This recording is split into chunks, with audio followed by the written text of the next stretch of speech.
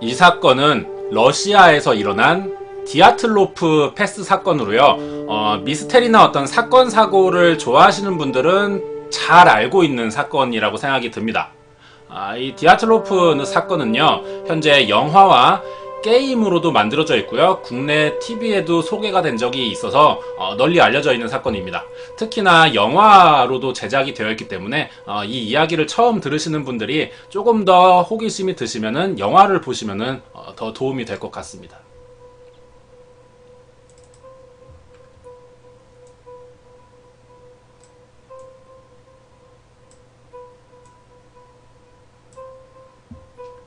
자, 러시아에서 있던 일이고 우랄 산맥의 위치를 좀 확인해 두시는 게 좋습니다. 이 부분에서 일어난 일이기 때문에 우랄 산맥은 카자흐스탄 북부에서 북극 해까지 러시아를 남북으로 종단하는 산맥으로 굉장히 길죠. 아시아와 유럽의 경계를 이루고 그 길이만 약 2,500km에 달하는 아주 거대한 산맥입니다. 이 우랄 산맥을 탐험하기 위해서요, 1959년 2월 2일에 10명의 러시아 탐사대가 결성된 적이 있었습니다. 이들은 이미 여러 차례 이 우랄 산맥을 횡단한 경험이 있는 베테랑 탐험가들이었어요. 하지만 이번에 또 우랄 산맥을 오르게 된 이유는 나중에 계획이 되어 있었던 히말라야 산맥 등반을 위한 사전 연습 코스로 준비가 되었던 겁니다. 당시의 등반 계획은요, 비즈하이 마을이라는 곳에 최초의 베이스 캠프를 설치하고요, 산을 등반하면서 다시 2월 12일에 열흘간의 이제 등정이었나봐요.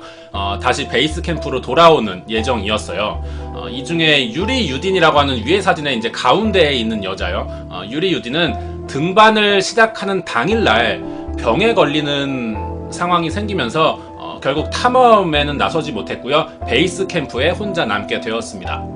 이렇게 9명의 탐사대가 출발한 지 5일째 되는 날, 갑자기 폭설이 심해지기 시작했습니다. 그러자 베이스 캠프에 남게 된 유리 유디는요, 나머지 탐사대가 걱정이 되기 시작했고요. 안부를 묻기 위해 무전을 시도했습니다. 이때 탐사대장인 디아틀로프는요, 임시 캠프를 설치하고 휴식 중에 있으며 지금 현재 전원 무사하다라는 응답을 했습니다.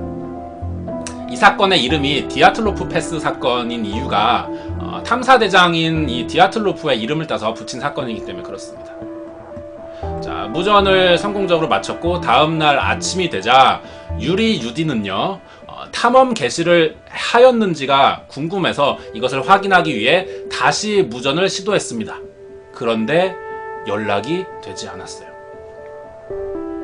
디아틀로프와 탐사대원들은 그날부터 전혀 연락이 되지 않았으며 돌아오기로 약속을 했던 2월 12일이 지나도록 단 한 명의 탐사대원도 돌아오지 않았습니다. 자, 이들이 어떤 탐험 도중에 내부에 어떤 문제가 생겼을까요? 그렇지는 않아 보입니다. 자, 이 사진을 보시면은 탐사 출발 전에 찍은 사진들이에요. 대원들이 다들 좋은 분위기로 사이가 좋고 별 문제 없어 보입니다. 그렇죠?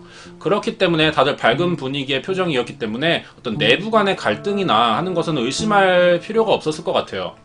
그래서 곧 이들은 탐험 도중에 예상치 못한 사고를 당한 것이 분명해 보였습니다. 그래서 탐사대의 가족들은요, 2월 20일에 이미 돌아오기로 한 지 일주일이 훨씬 넘었어요. 2월 20일에 수색대를 요청해서 탐사대원이 미리 계획해놨던 그 이동 경로를 따라 수색 작업을 펼치기 시작했습니다. 그리고 곧 이들이 머물렀던 최초의 무전을 성공했었던 그 임시 캠프를 발견하게 되었어요. 하지만 탐사대 가족의 기대와는 다르게 연락 두절되었던 이 탐사대원 전원은요, 모두 임시 캠프에 설치된 텐트를 중심으로 약 1.5km 정도의 반경 안에서 전원 사망한 채로 발견됩니다.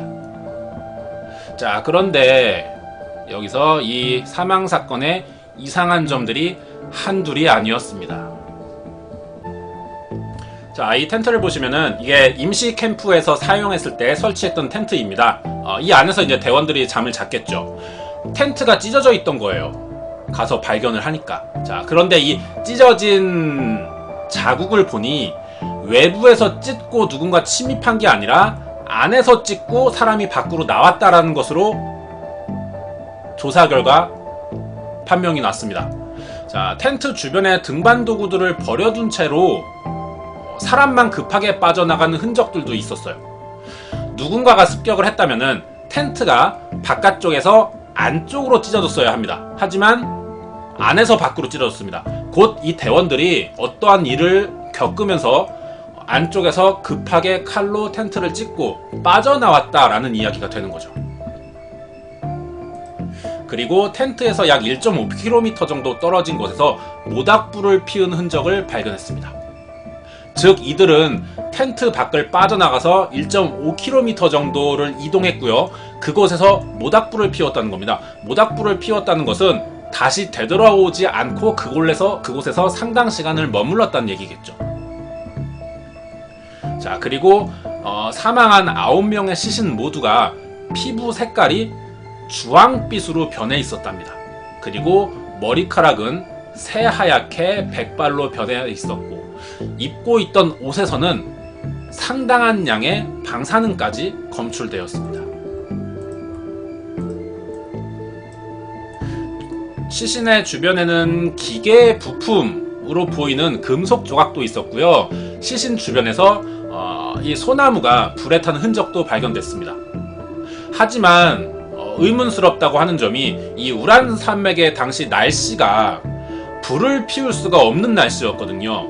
눈보라가 치니까요. 그리고 주변에 불을 피운 도구조차도 발견되지가 않습니다. 자, 이들은 텐트를 찢고 바깥으로 나갔어요. 그리고 그 주변의 흔적들을 보니까 대원들 중에 일부는 빠져나간 뒤에 다시 텐트로 돌아오려고 하는 대원들이 있었고, 빠져나온 후에 더욱더 텐트에서 멀어지려고 하는 그룹으로, 두 개의 그룹으로 나뉘어서 발견됩니다. 자, 첫 발견자들이 누군지부터 알아보겠습니다. 첫 발견은 2월 26일이었습니다. 유리 도르센코, 기오르기 크리보니센코입니다. 최초 발견자입니다. 특히나 이쪽에 오른쪽에 있는 기오르기는요, 속옷과 양말 차림으로 발견됩니다. 그러니까 텐트를 찢고 나갈 당시에 옷을 입을 새도 없이 급하게 텐트를 빠져나왔다라고 생각해 볼 수가 있겠죠. 그런데 이상한 게 불을 피울 정도로 바람이 많이 불고 추운 날씨였는데 아무리 텐트 아니지만 어떻게 이런 곳에서 옷을 벗고 잔다는 것도 사실 이해가 잘 되지는 않아요. 어쨌든 왜인지는 모르지만 이러한 상태로 발견이 되었습니다.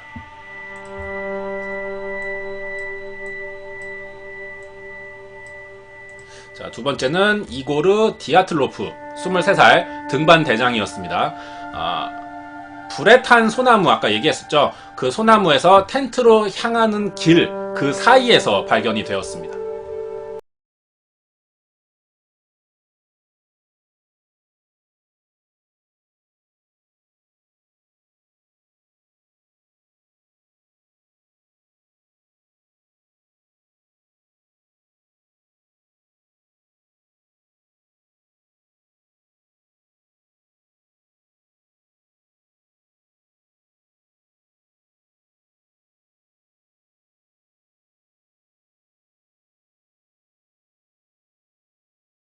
지나이다 콜모고로바, 22살, 야영지에서 가장 가까운 곳에서 사망했습니다.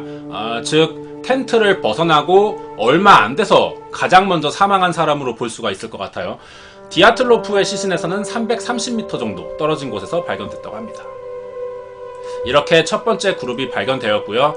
나머지 텐트에서 더 멀어지려고 했던 그룹은 5월 4일이 돼서야 추가로 발견될 수가 있었습니다.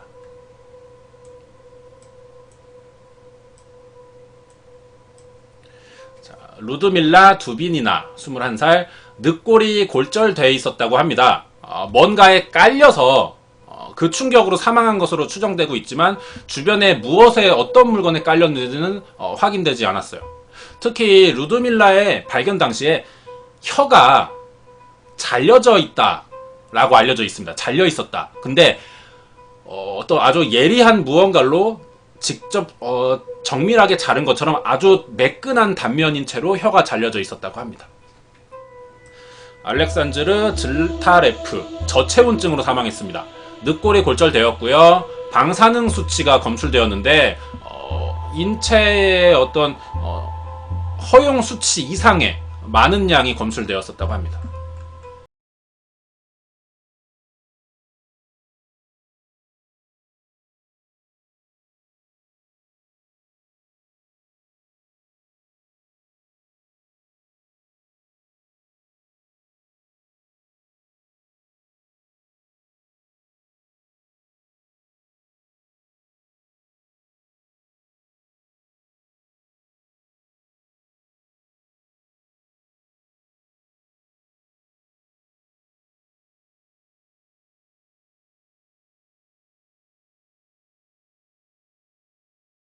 두개골이 함몰된 채로 발견되었었다고 하네요. 이렇게 각각 좀 서로 다른 이유로 사망을 했었고요. 어떠한 이유였는지, 무엇이 작용해서 이러한 이유로 사망했는지는 밝혀내지를 못했어요.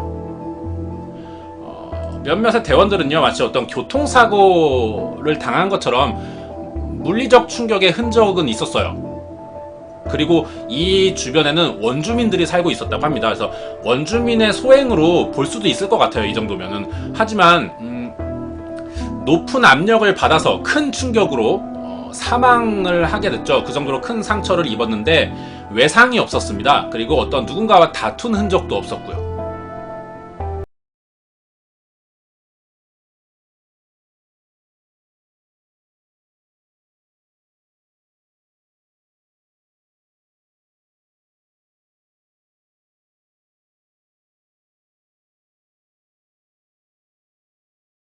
이러한 어떤 모든 게 미스테리인 사건에 대해서 이 소련의 정부는요, 당시 소련이었습니다. 이 제기되고 있는 여러 가지 의문들을 묵살한 채 탐사대원들의 사인을 저체온사로 황급히 결론 지은 뒤에 사건 주변 일대를요, 출입 금지 구역으로 지정합니다. 그리고 이 사건에 대한 문서 일체를 기밀로 분류하고요. 원본만 소지한 채 나머지 사본을 모두 파기하면서 이 사건이 미스테리로 남게 됩니다. 자, 탐사대원들의 이제 묘비이고요. 이렇게 모든 게 의문점으로만 남게 된 이 사건은요, 굉장히 여러 가지 추측을 낳기도 하였는데요. 디아틀로프의 탐사대와 연락이 두절되었던 그날 밤, 눈보라 속에서 오렌지빛이 보이고 이상한 굉음이 들렸다라고 하는 목격자의 말에 UFO나 외계인의 소행일 수 있다, 이러한 이야기가 나오기도 했고요. 미국의 한 칼럼니스트는 탐사대가 독초 때문에 환각에 빠져서 저체온증에 걸리면서 사망했다라는 발언 등을 하긴 했습니다. 하지만 이런 것들이 신빙성이 없었기 때문에 설득력을 얻지는 못했어요. 나중에 발견된 대원들은 먼저 죽은 사람들의 옷을 입고 있었다라는 사실이 알려지면서 어떤 독초에 의한 환각으로 서로를 공격했다, 이렇게도 주장했지만요, 정확한 결론은 나지 않습니다. 그리고 남은 거는 이제 우랄 산맥 주변에 살고 있는 원주민들에 대한 공격, 이것에 대한 추측도 물론 있었죠. 하지만 눈이 쌓여 있었으니까 다른 사람이 접근한 흔적이 있다면 남았을 텐데, 접근을 했다면, 그죠? 하지만 그런 것도 없었고요. 미국의 한 과학 분석가는요, 이들의 사망 원인이 눈사태다라고 이야기한 적도 있습니다. 자, 눈사태라면은 텐트를 급히 찍고 나오는 것과 몸에 입은 손상들 대부분이 설명이 가능해요. 하지만 방사능에 대한 설명은 할 수가 없었고요. 무엇보다 이곳의 지형은 비교적 평평한 곳입니다. 눈사태가 나기 어려운 지역이라는 거죠. 그래서 이 주장도 설득력이 떨어집니다. 소련이 붕괴되고 러시아 정부가 들어서면서 다시 이 사건이 재조명되긴 했어요. 다시 한번 조사해보자라는 시도가 있었지만 러시아 정부에서 수사 기록을 모조리 소거했고요. 비밀에 붙여버립니다. 당시 수사를 지휘했던 경찰은요, 이 사고가 도저히 합리적으로는 설명이 안 된다 라는 말을 하며 UFO 짓인 것 같다 라는 결론을 내리면서 사건을 마무리합니다. 여기까지는요, 인터넷에 너무 많이 알려져 있어요. 지금 제가 설명한 부분까지는. 이 이야기를 미리 들어보신 분도 있고 처음 보시는 분도 있겠지만 이미 영화로도 나와 있고요. 디아틀로프 사건이라고 검색만 하시면요, 굉장히 많은 블로그와 커뮤니티 사이트에 게시되어 있는 것들을 확인할 수가 있습니다. 근데 이것들이 변질되었다라는 거죠. 거짓된 자료들을 첨가하면서 이 내용을 좀 더 재미있게 꾸미기 시작했다는 거죠. 제가 그거에 대한 어떤 잘못된 부분을 한번 정정해 보도록 하겠습니다.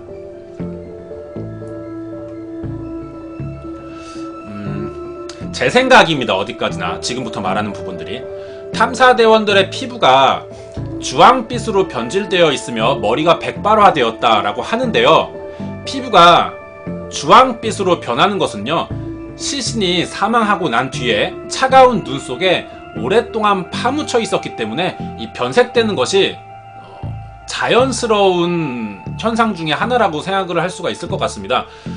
그리고 머리가 백발화되었다는 것은요, 우리가 아까 먼저 봤었던 그 대원들의 사진으로 증명할 수가 있어요. 분명히 여러 곳에서 인터넷에서 검색하면은 백발화되었다 머리가, 이러한 글들이 있는데요. 자, 아까 봤던 사진입니다. 다시 한번 보겠습니다. 자, 보이시죠? 아까 봤었던 사망 당시를 촬영한 사진입니다. 백발화되었다는 부분이 어디죠? 대체 머리가 희다는 부분이? 흰 것은 눈으로 사진이, 지금 눈이에요. 그죠? 주변에 쌓여있는 눈들이 흰색이에요. 근데 이 사람들의 머리를 보면요, 흰색이 아닙니다. 분명히 검정색으로 보이기 때문에 이거는 색깔이 있는 머리예요. 흰색이 아닙니다. 근데 현재 인터넷에 디아틀로프 사건에 대한 어떤 자료나 게시물들을 보면요, 하나같이 백발이 된 채로 사망했다라는 글들이 쓰여져 있습니다. 그리고 이 사진이 같이 게시되어 있어요. 하지만 아무도 잘못되었다라는 문제를 제기하지 않았습니다. 그동안. 대체 이 사진들의 어느 부분이 백발로 변했는지를 저는 이해할 수가 없고요. 아마도 이 내용을 읽으면서, 게시물을 읽으면서 이 내용에 대한 흥미로 인해서 우리가 판단력이 저하됐기 때문에 이러한 모순된 사진들을 우리가 차단하지 못한 게 아니었나, 이런 생각이 듭니다. 두 번째가 그 루드밀라라고 하는 여성 대원의 혀가 잘렸다라고 하는 부분인데요. 자료를 찾아보니까 사망 후 2개월 뒤에 발견되면서요, 장시간 바깥에서 노출되었기 때문에 그동안 이제 공기 중에 미생물들이 입안으로 침투했고요. 이 미생물들이 혀를 부패시키기 시작하면서 혀의 일부분이 좀 이렇게 손상이 되었답니다. 이것이 와전된 것으로 보입니다. 잘렸다라고, 정확히 게시물들을, 퍼진 게시물들을 보면요, 매끈하게 잘려있다, 깨끗한 단면을 보이면서 라고 써여 있어요. 근데 이것들은 정확한 정보가 아닙니다. 세 번째는 아까 말했었던 그 유일한 생존자 유리 유딘이 이 사건이 소련 정부가 비밀리에 군사무기를 실험한 것이라고 주장을 하면서 정부에 재수사를 요청했었는데 이것을 묵살당하고 나중에 유리 유딘은요, 한적한 도로에서, 차가 별로 다니지 않는 도로에서 교통사고로 사망했다라는 설이 있습니다. 이것도 인터넷에서 확인할 수 있습니다. 근데 이것들이 사실 무근이고요. 이러한 자료를 저는 찾아볼 수가 없었습니다. 외국 사이트에서는. 네 번째가 아까 말했었던 부분 중에 이제 그 소비에트 정부가, 소련 정부가 미지의 강제적 힘이라는 어떤 사망의 어떤 애매모호한 추정만을 내놓은 채 이 사건을 서둘러 수습했다. 이 사건을 덮고 뭐 문서를 비밀에 붙였으면 나머지를 파기했다. 그리고 이 사건이 있었던 그 산을 군부대를 동원해서 폐쇄하고 3년간 출입금지 구역으로 정했다라는 이야기들도 있어요. 그리고 뭐 미제 사건으로 남은 거기 때문에 어떤 수사 일지와 사진 부검 결과 이런 것들 다 감춰졌다라고 하는데, 이렇게 소개가 돼 있습니다. 사실 외국의 자료를 찾아보잖아요. 그러면은 우리나라의 게시물하고는 내용이 다릅니다. 외국의 게시물은 이렇게 돼 있어요. 사실은 당시 소련 정부에서 동일한 사고 발생 재발을 방지하기 위한 차원에서 폐쇄를 했고, 그 제한조차도 아마추어 탐사팀의 하나여서 통제했다라고 되어 있습니다. 우리나라의 게시물과는 내용이 다른 거죠. 이것들을 놓고 볼 때 많은 부분들이 어떤 호기심을 위해서 각색되었고 좀 꾸며진 것들이다 라는 생각이 들고요. 그렇다면 과연 진실은 무엇일까를 생각해보자면은 역시 산사태가 가장 유력하지 않나 라는 생각이 듭니다. 산사태라는 것을 가정해놓고 생각해볼 때 상당히 많은 대부분의 의문점들이 해결이 되거든요. 뭐 경사가 완만해서 산사태가 나기 힘든 지형이다 라는 이제 주장도 있는데, 산사태라는 게 워낙에 상상치도 못한 대규모의 재해잖아요. 그 주변이 평지라고 해서 산사태가 안 날 거다, 나기 힘들 거다 라는 추측보다는 조금 더 먼 곳에서 산사태가 났고 굴러 들어왔다, 시작되었다 라고 생각하는 게 조금 더 합당.